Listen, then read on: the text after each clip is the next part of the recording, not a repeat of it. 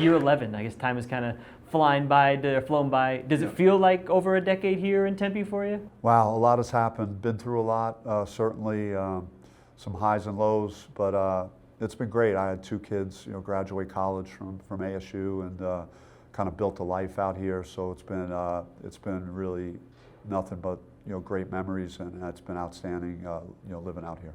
As you enter this season, another year gearing up for a tough Big 12 conference, kind of a different approach, maybe recruiting, bringing in some more international players. Just kind of walk us through the roster construction you guys did this offseason. Yeah, it was obviously off of last year and the injuries and some disciplinary stuff that we went through, and not having the year that we wanted to from January through March.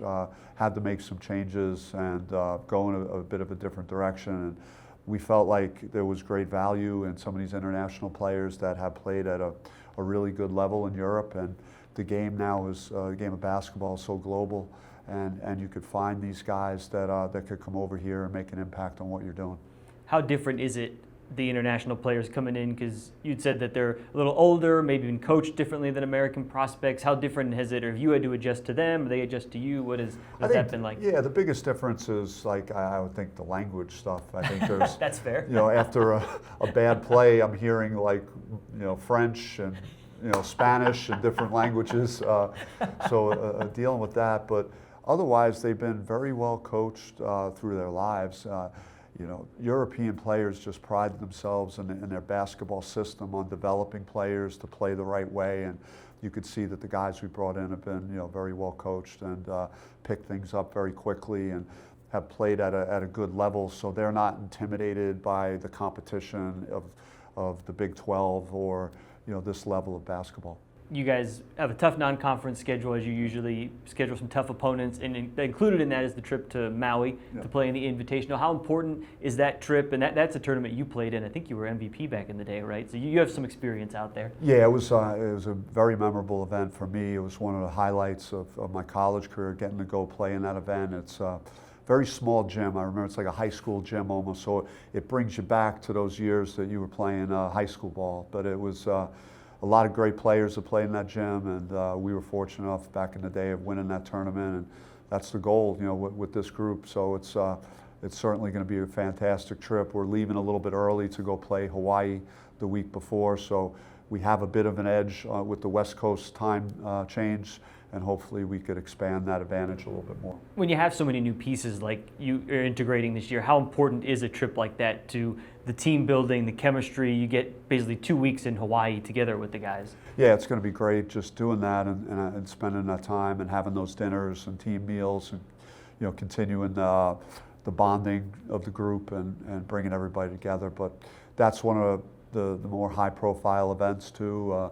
It's a marquee holiday event, and there's some quality teams there, and if you're able to win those type of games, it puts you in a good position going into league play to have a chance for the NCAA tournament. You've had a chance to coach your son, Bobby Jr., the last number of years here. What's it been like, the transition now? He's a member of your coaching staff now. Yeah, I have to shoot down some of his ideas occasionally in front of everybody, which in the past we might have done in the living room, but instead it's in our staff meetings. But he's been great. He's been involved heavily in the portal, helping evaluate these players. He was the guy that found Anthony Johnson, who had 27 points against Texas A&M, and we watched his film and we were able to convince him to come here to ASU. That's been a really positive addition to our program, and so he's having an impact. He's doing a lot of legwork behind the scenes. He's taking players to doctor's appointments and doing all the things you're supposed to do when you start at the bottom and you start working your way up the ladder. What kind of pride do you have as his dad to see him kind of starting to follow in your footsteps, not only as a player, but now in his post-playing career? Yeah, I just always wanted it to be up to him and let his heart, guide, his decisions. And he really just fell in love with the game like I did. And he's seen me do this for so many years now. I think it's something that became a big part of him, and he is excited about the future, and I'm excited for his future, in the profession. And he loves the game, and that's a great place to start. And he's always had a high IQ.